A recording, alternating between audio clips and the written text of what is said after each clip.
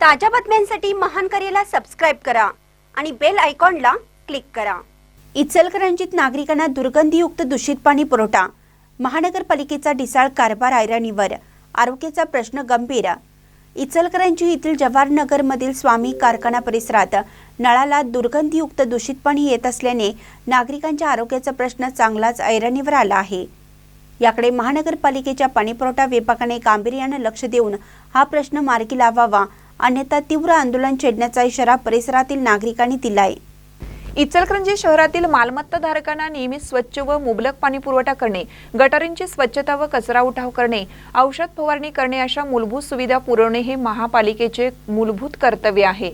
पण या कर्तव्याचा महापालिका प्रशासनाला विसर पडला आहे की काय असे म्हणण्याजोगी गंभीर परिस्थिती शहरातील मूलभूत नागरिक समस्यांमुळे निर्माण झाली आहे।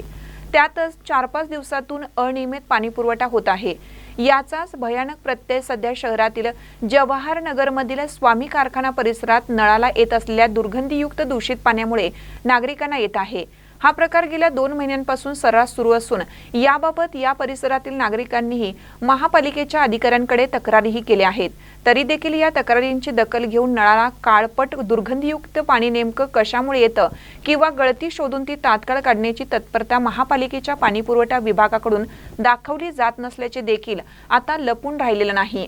यातून महापालिकेच्या पाणीपुरवठा विभागाचा ढिसाळ कारभार आणि नागरिकांच्या आरोग्याचा प्रश्न ऐरणीवर आला आहे। हा प्रश्न तातडीने मार्गी न लावल्यास दूषित पाण्यामुळे कावीळ, जुलाब, उलटी यासारखी आरोग्याची समस्या निर्माण होऊन ती नागरिकांच्या आरोग्यास धोका निर्माण करण्याची शक्यता नाकारता येत नाही। तरी या प्रश्नाचे गांभीर्य लक्षात घेऊन महापालिका प्रशासनाच्या पाणीपुरवठा विभागाने तात्काळ या परिसरातील नळाची गळती काढून दुर्गंधीयुक्त दूषित पाण्याचा प्रश्न मार्गी लावावा अशी मागणी नागरिकातून केली जात असून वेळप्रसंगी तीव्र आंदोलन छेडण्याचा इशारा देखील देण्यात आलाय। महानकर न्यूजसाठी सागर बांदार, इचलकरंजी। शहरामध्ये जवाहरनगर स्वामी कारखाना परिसरामध्ये गेली 2 महिने झाले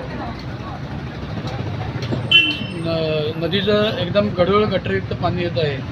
त्यामुळे त्या भागातील नागरिकांचा आरोग्याचा मोठा प्रश्न निर्माण झालेला आहे। राजकीय कार्यकर्ते, राजकीय नेते इचलकरंजीमधील आणि नगरपालिका प्रशासन यांनी इचलकरंजीला 1 दिवस आड पाणी देण्याचं आश्वासन दिलेलं आहे, परंतु त्याची अंमलबजावणी न होता 1 दिवस आड तर राहू देत, आठवड्यातून 2 दिवस पाणी येते ते सुद्धा गढूळ येते। मग हे इचलकरंजीच्या राजकीय नेत्यांचे नाकर्तेपणा आहे। त्या इचलकरंजीच्या प्रशासनाच्या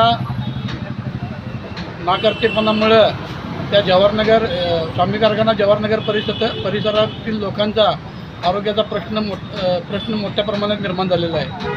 समजा त्या दूषित पाण्यामुळे एखादा नागरिकाचा जीव गेला तर इचलकरंजी महानगरपालिका जबाबदार राहणार आहे काय?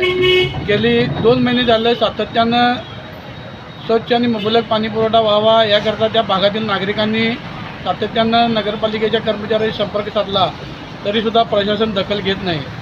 मग सामान्य माणसांना जायचं कुठं आहे? नगरपालिकेची पाणीपट्टी 365 दिवसाची आपण भरतोय, त्यापैकी 90 दिवस आपल्याला पाणी येते। 90 दिवससुद्धा जर आपल्याला शुद्ध आणि मुबलक पाणी येत नसेल तर नागरिकांनी जगायचे कसं?